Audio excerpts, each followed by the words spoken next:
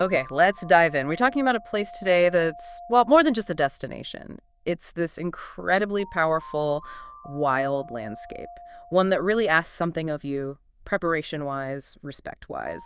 We're going deep into Yellowstone National Park. Yeah, and what's really interesting, I think, is getting past just the famous pictures.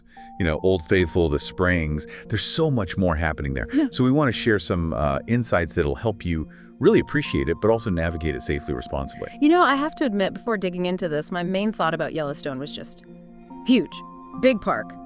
But that 2.2 million acres, it's not just a number, is it? It fundamentally changes how you have to approach visiting. It's not a place you just pop into. Oh, absolutely not. That vastness. It means driving between the main sites, say Mammoth Hot Springs, down to the Old Faithful area. That can eat up a huge chunk of your day. Yeah. And that's if the roads are open. Yeah. You've got those seasonal closures, right? Often from like early November, sometimes through late April, depending on the snow.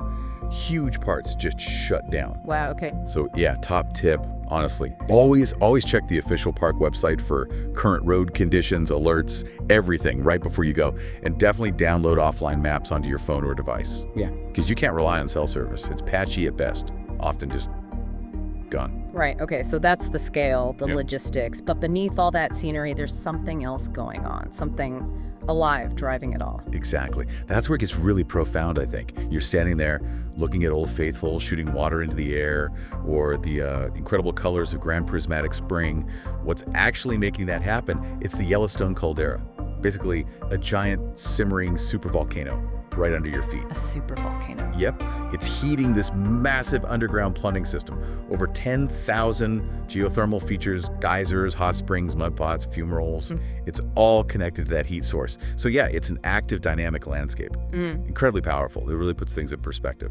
It really does. And then there's sharing that landscape with the wildlife, the bison, elk, wolves, bears. It's a huge part of the appeal, but also a huge responsibility, right? The advice is always keep your distance. What does that really mean in practice? It means understanding these are truly wild animals, unpredictable. Our presence affects them. So that recommended distance, at least 100 yards from bears and wolves. 100 yards, okay. That's a football field. Pretty much. And then 25 yards from bison, elk, other big animals. It's not just a park rule, it's a safety imperative for you and for the animals. And bear spray. We always recommend carrying it, know how to use it. It's a really effective deterrent if you have a surprise close encounter. Just crucial. I imagine people get excited, though. See a bear, see a wolf, maybe forget the rules. It happens all the time. People might think, oh, they seem calm, they're used to cars. But they're not tame. They're wild. Getting too close for a photo, trying to interact. It's incredibly risky. For everyone involved, that selfie is just not worth it. Yeah, good point. So beyond the geology, the wildlife, there's a human story here too, right? A really long one. A very long one. People have been connected to this landscape for, well, at least 11,000 years. We know of connections to 27 different Native American tribes today. It adds another whole layer of significance. So bringing it all together, the scale, the power, the life, the history, what does that mean for us now? Especially with challenges like, say, climate change. That's the crucial part. The park is facing modern threats.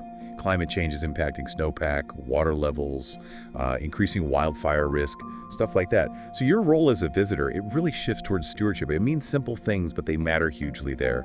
Stay on the boardwalks and thermal areas. Stay on marked trails. Practice. Leave no trace. Pack it in, pack it out. Respect closures. Even small impacts get magnified in such a sensitive, interconnected environment. It's about ensuring this place, this fragile paradise, honestly, survives for future generations, keeping its wild spirit intact. So when you think about Yellowstone, it's really so much more than just, a checklist of sites. It's this living lesson, a lesson in geology, in ecology, and history, but also in our own responsibility, preparation, respect. They're not optional there. Exactly. And maybe the question we should all be asking as people who are curious about these places, who visit them.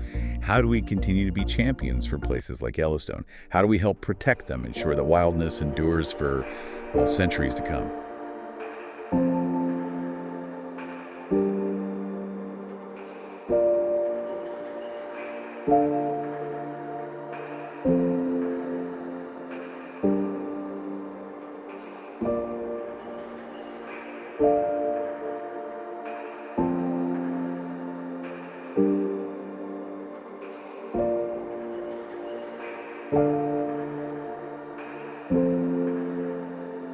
We lost our minds.